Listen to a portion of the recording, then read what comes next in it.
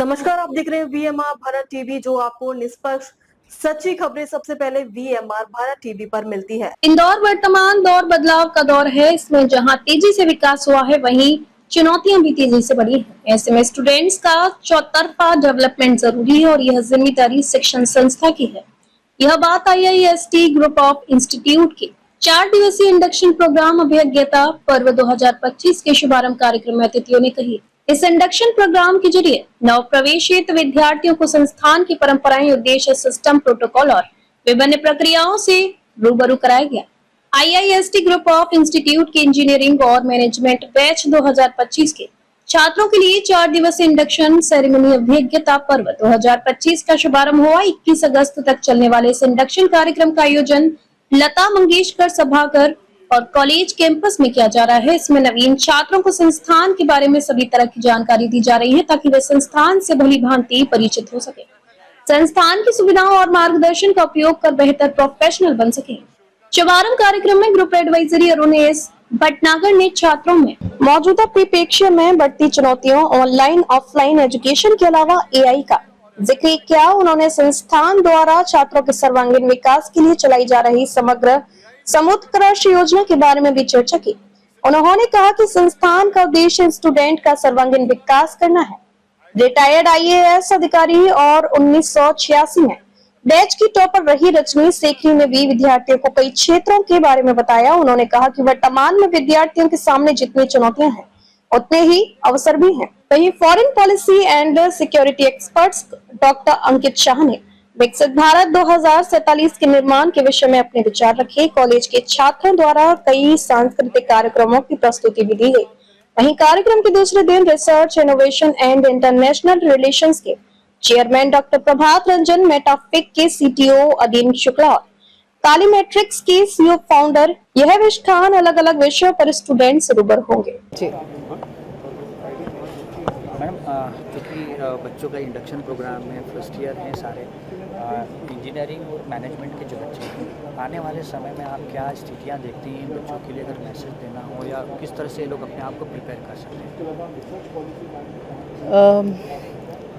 वक्त बदल रहा है, लेकिन एक ट्रूइज़म है कि change is the only permanence in society, और उस चेंज को अपनाना, उसको एक अपॉर्चुनिटी की तरह देखना, एक चैलेंज की तरह देखना बहुत ज़रूरी है। मेरे हिसाब से जो बच्चे पहली बार स्कूल से कॉलेज आ रहे हैं, इनको शुरू कर रहे हैं अपनी जर्नी, और इनको जो एक अपने खुद की सोच के लिए, अपने करियर की सोच के लिए ज़रूरी है, लेकिन उसके अलावा ये भी सोचना ज़रूरी है कि मैं अपने समाज के लिए, अपने देश के लिए मैं क्या कर सकता हूँ या कर सकती हूँ। और ये सोच शायद अभी से ही ज़रूरी है कि कॉलेज में भी अपनाई जाए। 2047 में हम विकसित भारत की बात कर रहे हैं, विश्व गुरु की बात कर रहे हैं।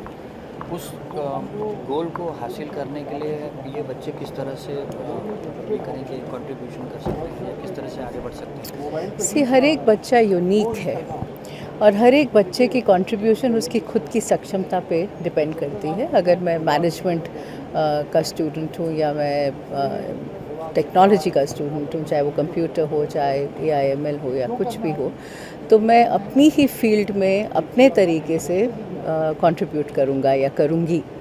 And I don't want to say कि अब एक ही कंट्रीब्यूशन होता है, क्योंकि हर एक व्यक्ति, चाहे आप जैसे कर रहे हैं जर्नलिज्म, आप भी कंट्रीब्यूट करते हैं ना, नेशन बिल्डिंग में तो हर एक व्यक्ति करता है, लेकिन ये सोच भीतर होनी चाहिए कि जो मैं कर रहा हूँ या कर रही हूँ केवल अपने लिए नहीं है, देश के लिए भी है, क्योंकि देश ने जो मुझे दिया है, मुझे भी देश को लौटाना है। Thank you sir, induction programme में आपने काफ़ी अच्छी बातें कही हैं, ऑफलाइन ऑनलाइन एजुकेशन को लेकर भी आपने बात की है, और जिस तरह से आज चैलेंजेस हैं या मौजूदा स्थिति है, उसको लेकर बच्चों को किन बातों का ध्यान रखना है? देखिए, चैलेंजेस जीवन में आते हैं, और इस बार जो चैलेंजेस है ये वो पीढ़ी है जो सबसे बड़ा ट्रांजिशन देखने जा रही है पूरे वर्क प्रोसेस में, एजुकेशन सिस्टम में, क्योंकि AI के आने से और जिस तरह की संरक्षणवाद की नीति विभिन्न देश अपना रहे हैं, उसमें अपने को आगे बढ़ना है। आज चैलेंजेस आ रहे हैं, टैरिफ वार शुरू होने की संभावनाएं हैं, तो इन सब चुनौतियों को ध्यान में रखते हुए हमें क्या करना है, तो हमें देश को आत्मनिर्भर बनाना है और स्वयं भी आत्मनिर्भर बनना है। तो उसके लिए एक जो क्लासरूम एजुकेशन है, जो सिलेबस है, वो पर्याप्त नहीं है। हमें उसके अलावा अपने स्किल्स को बढ़ाने का प्रयास करना होगा और क्रिटिकल थिंकिंग बढ़ानी होगी, आउट ऑफ बॉक्स सोचना होगा। तो इसलिए बच्चों को हमें एक मंच प्रदान करना है जहाँ पर वो इन सब क्षमताओं का विकास कर सकें, क्योंकि अगर AI पावर्ड रोबो आएगा तो आप जानते हैं कि वो बहुत सारे काम बहुत जल्दी करेगा, तो उसको आप बीट कैसे कर सकते हैं? उसको आप बीट अपने सोच से कर सकते हैं, क्योंकि वो कुछ चीज़ें ऐसी नहीं सोच पाएगा जो आप सोच सकते हैं, जो ह्यूमन बीइंग सोच सकता है। तो उसके लिए जो हमारा प्रयास है कि वो इस दिशा में आगे बढ़ें। उसके लिए हम हैकाथॉन आयोजित कराते हैं, प्रोजेक्ट बेस्ड लर्निंग हम शुरू कर रहे हैं with the help of industry experts.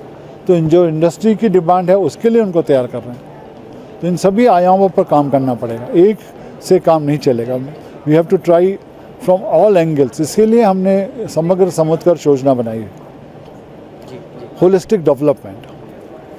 Sir उसके कुछ फीचर्स भी आपने जी, होलिस्टिक डेवलपमेंट में हम हर सेमेस्टर में 40 घंटे का एक विशेष प्रशिक्षण देते हैं, जिसमें जो इमर्जिंग टेक्नोलॉजी होती है उस पर उनकी शिक्षा दी जाती है। साथ ही हमने जैसे बताया एंटरप्रेन्योरशिप स्टार्टअप्स के लिए फंड्स हैं। तीसरा हमने आपको बताया कि हम जो है स्पोर्ट्स पर बहुत बल दे रहे हैं ताकि उनके फिजिकली ठीक हों, और 20 क्लब हमने बनाए हैं ताकि उनका एक विकास हो सके क्लासरूम के अलावा भी, जिसे हम कहते हैं सर्वांगीण विकास। ताज़ा खबरों के लिए VMR भारत टीवी चैनल को लाइक करें, सब्सक्राइब करें, बेल आइकन दबाना ना भूलें। अगर आप हमें फेसबुक, ट्विटर, इंस्टा के माध्यम से देख रहे हैं तो हमारे चैनल को फॉलो, कमेंट करना ना भूलें।